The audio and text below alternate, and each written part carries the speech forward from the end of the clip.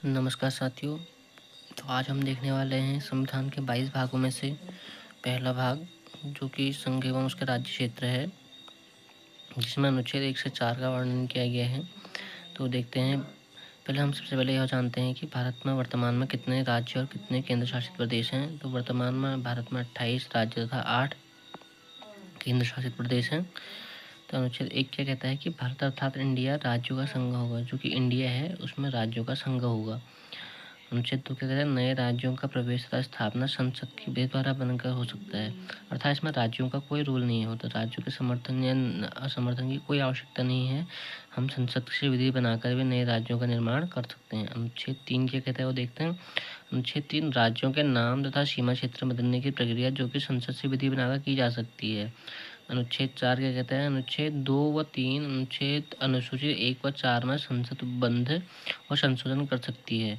अर्थात अगर हमें कोई नया राज्य बनाना है या कोई नए राज्य का प्रवेश कराना है, नाम बदलना है, और क्या कहते हैं अनुसूची क्या कहती है, राज्यों का संघ होगा। और और अनुच्छेद 4 क्या कहता है, राज्य के सीटों में आवंटन में अगर कोई परिवर्तन करना है तो संसद उसका संशोधन कर सकती है। लेकिन यह प्रक्रिया संविधान संशोधन के अंदर नहीं आएगी, जो कि अनुच्छेद 368 में कहा गया है। अब हम देखते हैं भाग 2, जो कि नागरिकता है, और जो अनुच्छेद 5 से 11 तक है। तो नागरिकता, भारत में एकल नागरिकता का प्रावधान है, जो कि ब्रिटेन से लिया गया है।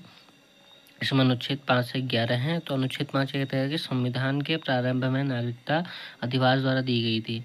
और अनुच्छेद 6 क्या कहते हैं, पाकिस्तान से इंडिया आने वालों की नागरिकता के बारे में उल्लेख है। अनुच्छेद 7 में किसका उल्लेख है, इंडिया से पाकिस्तान जाने वालों की नागरिकता का उल्लेख है। अनुच्छेद 8 क्या कहते हैं, भारत के बाहर रहने वाले भारतीय उद्भव के कुछ व्यक्तियों को नागरिकता का उल्लेख है। अनुच्छेद 9 क्या कहता है, स्वेच्छा से विदेशी नागरिकता प्राप्त करने वाला भारत की नागरिकता को खो देता है। अर्थात यदि कोई व्यक्ति जापान की नागरिकता प्राप्त कर ले तो उसकी भारत की नागरिकता समाप्त हो जाएगी। अनुच्छेद 10 क्या कहता है कि नागरिकों के अधिकारों का बना रहना। यदि कोई भारत का नागरिक है तो उसके अधिकारों के संरक्षण या उसका जो होगा सेफ्टी सिक्योरिटी, वो भारत की सरकार करेगी। अनुच्छेद 11 संसद को नागरिकता के संबंधी कानून बनाने का अधिकार संविधान द्वारा प्रदत्त है।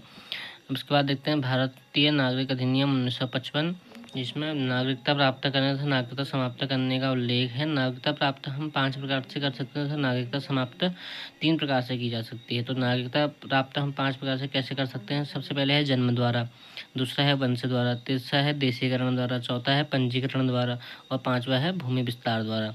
इनको हम आगे बताएंगे आगे क्या है।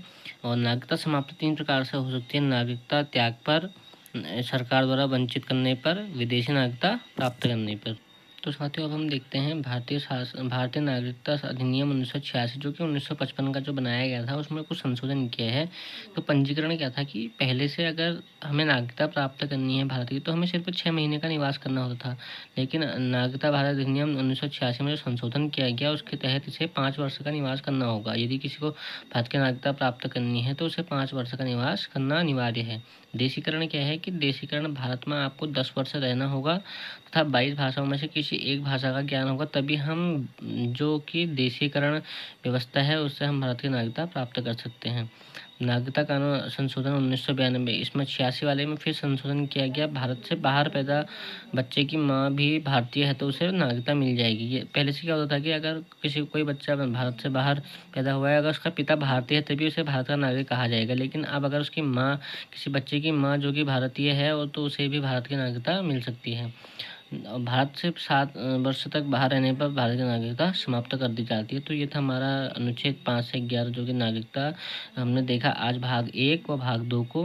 तो अगले भाग में हम देखेंगे भाग 3, जो कि मूल अधिकार है, भारत का मिगना काटा भी कहा जाता है। और इसी के साथ हम देखेंगे डीपीएसपी, राज्य के निधि निर्देशक तत्व। तो बने रहिए हमारे वीडियो के साथ।